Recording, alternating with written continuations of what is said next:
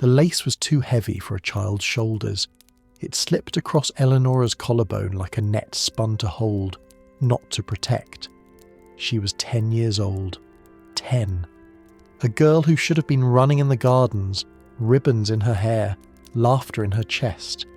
Instead, she was dressed in lace that smelled of cedar chests and old perfume. The gown had belonged to another bride once, an older bride, a willing bride. Tonight it swallowed a child whole. Her wrists were too thin, the sleeves slid down her arms, the girdle cut into her ribs. Her hair was braided so tightly it scratched her scalp. A veil was lowered across her face, dimming the world to shadows. When they brought a mirror before her, the reflection was not a girl. It was a painting, hollow, still, arranged by other hands. The bells began to toll outside. Voices rose with cheer. It was a wedding day. The villagers celebrated with bread and wine. In the courtyards, music played. Inside the palace, a child was prepared for surrender. Pause for a moment. Think of her age, 10 years old. A child in lace sheets, led to a man more than 3 times her age. And she was not the only one. History is filled with girls like Eleanora, sold, exchanged, erased. Their names buried in dust, their voices lost. If you want their stories remembered, not as shadows, but as voices, we must tell them again. We must speak for them. The doors opened. The hall blazed with candlelight. Gold gleamed on the walls. The smell of roasted meat drifted through the air. Courtiers turned to look. Eyes sharpened. Smiles thinned. Eleanora stepped forward, her small feet touching the cold stone floor. The hem of her gown dragged far behind her. The sound of her steps was drowned by trumpets. At the altar, Duke Alaric waited. Tall, broad, his hair streaked with grey, his fur-lined cloak heavy with velvet. A sword rested at his side, though he smiled as if this union were a gift. He was 32, a man who had buried a wife, a man who had fathered children almost her age. And now he waited for this child as if she were a prize brought from a chest. Bishop Renaud lifted his hands. His voice echoed through the hall, solemn, practiced. Words of blessing, of sanctity, of God's will. None of them reached her. Behind her veil the sound was muffled. Her breath fogged the lace. Her body stilled. She understood nothing of the prayers, but she understood the eyes. Every gaze pressed against her, erasing what little remained of the girl she had been. Duke Alaric's hand closed around hers, not tenderly. Her small fingers disappeared in his grasp. A shiver ran through her. The ring slid too quickly, too loosely. It rested heavy, wrong. The hall erupted in applause, hands clapping, voices rising, triumph for them, silence for her. Queen Margaret's eyes flickered. For a heartbeat, grief broke through her mask. Then it vanished. The feast began. Goblets lifted. Laughter spilled across the hall. Platters of meat, sugared almonds, carved fruits. Songs rising from the minstrels. Revelry, as if the child at the centre were not trembling beneath lace, as if she were not mourning a life ended before it began. At the high table, Eleanora sat beside her new husband, her body present, her spirit elsewhere. She kept her gaze fixed on the floor. The scrape of knives, the roar of voices, the crash of laughter, each struck her like a blow.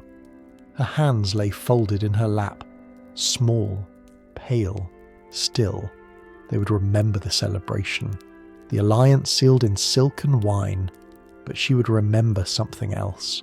The lace, too heavy, the mirror, showing a girl who no longer existed, the hand that swallowed hers, and beneath it all, the silence of a child who was never asked. The bed was larger than her world. Carved oak posts loomed at the corners, draped in silks that fell like curtains in a theatre. The linens were thick, embroidered with golden threads, sheets heavy with lace. They had been laid out as though to honour a queen. But tonight, they swallowed a child. Eleonora was lifted onto it, her feet not touching the floor. The mattress sagged beneath her weight, too soft, too deep. The lace hem of her gown tangled at her ankles. The veil had been taken away, but its shadow lingered. She did not look at the door when it closed. She didn't move when the latch turned. The chamber smelled of roses, crushed into perfume. But beneath it was something sharper. Iron, smoke, the musk of a man. The flicker of candles painted the walls with restless light. Each flame hissed as it burned lower. No words were spoken. None were needed. The silence was louder than any vow. Her hands clutched the sheets. They were cool beneath her palms, smooth as water. Lace brushed her arms, catching at her skin like webs spun to hold her still. She stared at the canopy above, at the angels carved in wood. Their faces were blank, their wings spread wide as though flying away from what they could not bear to see. The hours that followed would never be written. They would never be sung. The court beyond the chamber laughed, feasted, drank. They raised goblets to honour the union. Yet within these walls, a child was taught her body was no longer hers. The bed became a stage, and she was the performance. By dawn, the sheets were wrinkled, the air heavy. Eleonora lay curled at the edge, lace tangled at her feet. She had not cried, not once. Her silence lay across the room like a blade, sharper than the sword at Duke Alaric's hip. When the door opened, whispers followed. Servants moved quickly, removing linens, straightening fabric, carrying out what should not be seen. The smell of roses was renewed, perfume scattered over the air. What had happened was hidden, dressed, smoothed. But gossip needed no proof. The hallways stirred with murmurs of the child bride who had trembled, of the girl too small for her own wedding bed. They laughed at her weakness. They smiled behind their hands. She heard them, every word, and she said nothing. The silence that had once been innocence was hardening now, turning into something else. A mask, a weapon, a way to endure. The lace still clung to her arms, faint threads scratching her skin as she rose. She pulled them tighter, as if to hold herself together. No one saw her face. No one saw the child vanish. What remained was something colder, something that learned, in one night, how to endure. The court was waiting. Eleonora stepped into the hall, her small frame hidden beneath layers of brocade too stiff for her to move easily. Every eye followed her. Every whisper rose like smoke, curling just beyond her hearing. This was no triumphal procession. It was a display. The child bride paraded like a jewel. The courtiers smiled with their lips but not their eyes. They bent low, not out of reverence, but to see her closer, to measure, to judge. At the edge of the dais stood Prince Corbin, the Duke's son, 15 years old, blonde hair cropped short, crimson tunic blazing with the lion crest of Flanders, his smirk cut sharper than any blade. He leaned toward his companions, his voice loud enough to carry. Too small for a crown, too small for a bed. Laughter rippled, soft at first, then louder, feeding on itself. Eleonora lowered her eyes. She let their words pass over her like stones falling into water. But each one struck, each one sank. Bishop Renaud was not laughing. He stood nearby, his gaunt figure cloaked in black robes, a silver cross catching the light. His face was long, hollow, his eyes unreadable. He raised a hand, and silence fell. "Eleonora of Ardennes," he said, his voice smooth, measured, heavy with authority. "A child no longer, a wife now, by the grace of God and the strength of his church." The words sounded like blessing, but beneath them was weight, binding, command. The bishop's gaze lingered, not with warmth, but with scrutiny, as if her very existence required judgment. Her mother was there too, Queen Margaret, in her sapphire gown, her veil hiding most of her face. She watched her daughter from the far side of the hall. She did not speak, she didn't move. Her silence was not choice, it was prison, the queen who could not protect her child. For a heartbeat, Eleanora's eyes found hers, a silent plea, a mother's grief, and then it was gone, buried beneath the stillness both had been forced to wear. The Duke raised his goblet. He smiled as though all were well, but the room pulsed with cruelty. Every gesture, every whisper, every mocking glance reminded Eleanora of what she already knew. She was not one of them. She was the spectacle they gathered to watch, and yet silence became her armour. She walked the length of the hall, her steps small, deliberate, unshaken. She met no one's gaze, but she did not stumble. Her veil no longer covered her face, but her expression was blank, unreadable, a mask forming. The bishop praised her obedience. The courtiers mocked her weakness. Her mother's silence broke her heart, and all of it, every smile, every insult, every prayer, was meant to teach her one lesson, that she was theirs to shape. But inside, Eleanora was learning another truth, that silence could cut deeper than words, that the eyes that judged her now would one day fear what they could not read. The court thought they saw a child breaking. They were wrong. They were watching something colder take shape. The mirror did not lie, but it did not tell the whole truth either. At 12 years old, Eleanora stood before the polished glass, her small fingers tracing the edge of its frame.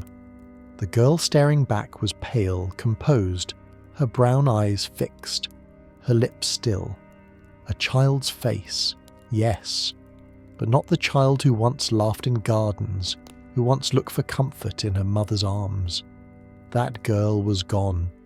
Now she studied expressions the way others study scripture. A tilt of the head, the tightening of a mouth, the slow curl of a smile that revealed nothing but suggested everything. Lady Isabet was the one who taught her.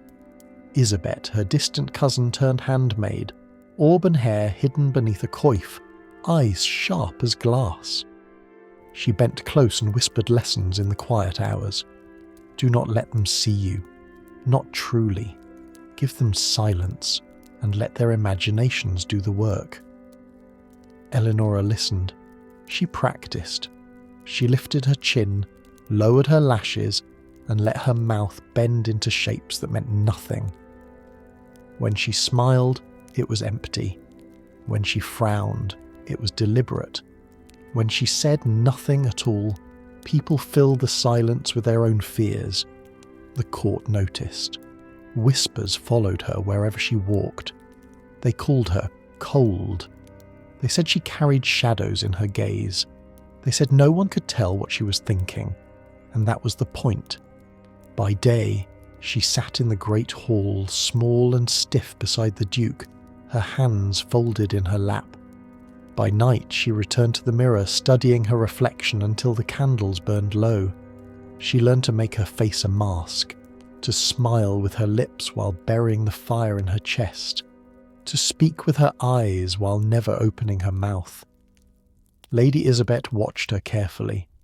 "You will survive," she said once, her voice hushed, almost reverent. "And survival will frighten them more than any curse." Eleanora absorbed every word. She was 12, but she understood what women learned too late. That fear was a currency more valuable than beauty, more enduring than youth. She no longer dreamed of escape. She no longer prayed for rescue. She had learned that prayers were met with silence, and silence could be shaped into a weapon. So she shaped it. When courtiers laughed at her sighs, she smiled faintly. letting their voices falter. When Prince Corbin sneered, she did not answer. She only watched until his confidence broke beneath her gaze. When Bishop Renaud blessed her in tones too heavy with judgment, she bowed her head so slowly it unsettled him. A child no longer, not yet a woman, but something colder. The mirror showed her face, her mask. The world believed it, and beneath the mask the rage waited. It began with blood, not hers, yet it would be tied to her all the same. The ducal household had been waiting for an heir. Prince Corbin's young bride carried the hope of Flanders in her womb. Every whisper in the hall spoke of it. Every prayer in the chapel bent toward it. A child would secure the line. A child would eclipse Eleanora's presence forever. But the child never came. The miscarriage was quiet, hidden behind chamber doors. Still, the court was never blind to tragedy. Servants talked. Midwives carried their stories down corridors. By morning, the loss was known to all, and by evening, blame had already found its target. "They say she cursed the womb," voices muttered in corners. She, the child bride, cloaked in lace. "They say her silence is unnatural. They say her gaze chills even the air." Eleanora, 12 years old yet already marked. The whispers spread like fire across dry straw. Each telling sharpened the story. She'd looked too long at the Duchess. She'd touched a goblet. She'd prayed too softly, too strangely. By the third day, the tale was certain. Eleanora had cursed her stepson's wife, and the unborn child had paid the price. Fear crept into the court. Not rage, fear. Women crossed themselves when she entered. Men avoided her eyes. Her silence, once mocked, now unsettled. The same emptiness that had been her shield now became the proof of her power. Bishop Renaud preached caution. His voice in the chapel rang louder than ever. "God tests us through shadows," he warned, "and some shadows wear crowns too small for their heads." He never spoke her name. He didn't need to. Prince Corbin fueled the fire. His mocking smirk twisted into fury, his boyish arrogance hardened by grief and humiliation. He spat her name in hallways, called her cursed, called her witch. Each word poisoned the air around her. And still she said nothing. Her silence only made the stories darker. The Duke wavered, torn between control and suspicion. But the decision came not against Eleanora, at least not directly. It came against her mother. Queen Margaret was summoned, her sapphire gown trailing behind her as she stood before her husband. Her face was pale, her voice steady, though her eyes flickered toward her daughter across the hall. She was accused of failing to raise a proper bride, accused of indulgence, of softness, of weakness. By nightfall she was gone, dismissed from court, sent away under the pretense of rest. Eleanora watched her mother's carriage roll into the darkness. No farewell was spoken, no embrace. The guards at the gate made sure of it. The girl who had once found comfort in her mother's eyes now stood alone, her last shield stripped away.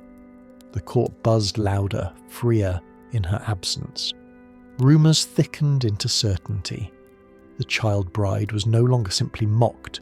She was feared, avoided, hated, and Eleanora, she endured. Each whisper against her carved something deeper inside. Each fearful glance taught her that power could come not from love, but from dread. The lace she wore no longer felt like prison. It felt like armour, but armour can only protect for so long. The hallways of Flanders would remember her not as the girl who was blamed, but as the girl who began to change. The girl who let hatred sharpen her silence into something dangerous. And this was only the beginning. By 14, Eleanora no longer wept. Tears had dried from her long ago. In their place was something sharper. The courtiers felt it first. They had once mocked her, Too small, too silent, too weak. Now they lowered their eyes when she entered. They stumbled over words when her gaze lingered. Her silence had become heavier than speech. In the great hall she sat beside Duke Alaric. She did not interrupt. She did not smile. She only listened, her face still, her hands folded, her eyes fixed on whoever spoke. One by one, voices faltered under the weight of that stare. Rumours shifted. They no longer whispered of weakness. Now they whispered of danger. She sees too much. She knows what we hide. Her silence is not ignorance. It is judgment. Even Alaric began to feel it. At first he dismissed the talk as foolish, but as nights passed and her words grew fewer, he grew uneasy. When he reached for her hand, she gave it without hesitation, yet her eyes stayed cold, her face unreadable. When she walked past him, her step was measured, deliberate, as though she carried secrets he would never know. The Duke was a man of armies, yet in his own chamber he felt watched. Not by spies, not by traitors, by the girl he had once treated as property, by the wife he could no longer control. Eleanora had learned. She timed her silence like a blade unsheathed. She allowed rumours to circle, never correcting, never denying. If they called her cursed, she let them. If they feared her touch, she smiled faintly and drew back her hand. She discovered that fear served her better than affection ever could, and so she sharpened it. When Prince Corbin mocked her now, she did not flinch. She only looked at him, long, unbroken, until his bravado cracked. He would laugh too loudly afterward, but his laughter came brittle, forced. Bishop Renaud still prayed over her, words heavy with suspicion. She bowed her head in silence, holding it just long enough for the air to shift, for even holy men to wonder if God was listening. The girl who once hid behind lace was gone. In her place stood a figure they could not name, child, woman, witch, something in between. The court had wanted to erase her. Instead, they had created something they now feared. And Eleanora, she understood at last. Hatred could be worn like a crown. Silence could be wielded like a sword. She'd become what they whispered, and whispers, once loosed, could never be called back. At 16, Eleanora entered the great hall as if it already belonged to her. Her body was still slight, her frame still fragile, but her presence filled the chamber more heavily than any army could. The crown pressed down on her brow, jewelled, gilded, too large for the girl beneath it. Its weight made her neck ache, but she did not lower her head. Her gown shimmered with pearls stitched into fabric finer than anything she'd worn before. It rustled when she moved, like whispers following her through the air. And indeed, whispers did. Cursed. Witch. She carries vengeance in her silence. The courtiers no longer mocked her to her face. They bowed, they smiled, but their eyes slid away too quickly. Their hands twitched at their sides.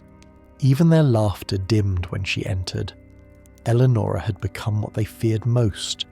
Unreadable, untouchable. A mirror in which they saw their own sins reflected back. Duke Alaric, once so sure of his control, now watched her with a restless unease. She'd grown into something he could not command. The girl he thought he had broken was no longer breakable, and that truth gnawed at him.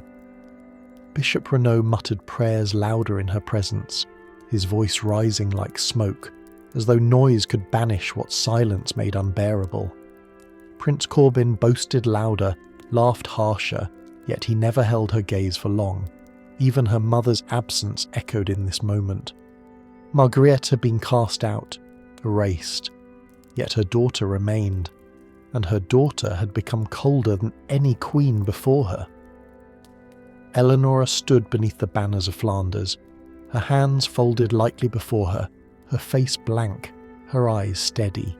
No tears, no tremor, only silence. And the silence spoke louder than words. She'd been paraded as a bride at 10. She'd been mocked, cursed, accused, abandoned. And now, at 16, they hated her. Hated her because she endured. Hated her because she lived. Hated her because the child they tried to erase had become a figure they could neither command nor ignore. Behind closed doors, in a chamber no longer visited, lay the chest. Inside it, folded carefully, rested the lace sheets of her wedding night. Once a prison, once the weight that smothered a child, now only relics. The girl who had lain beneath them no longer existed. What remained was something colder, something shaped by silence, sharpened by fear and crowned by hatred. Eleonora of Ardennes, child no longer, wife no longer. But a presence carved into memory, a shadow draped in jewels, a name they dared not speak too loudly, hated, feared, enduring.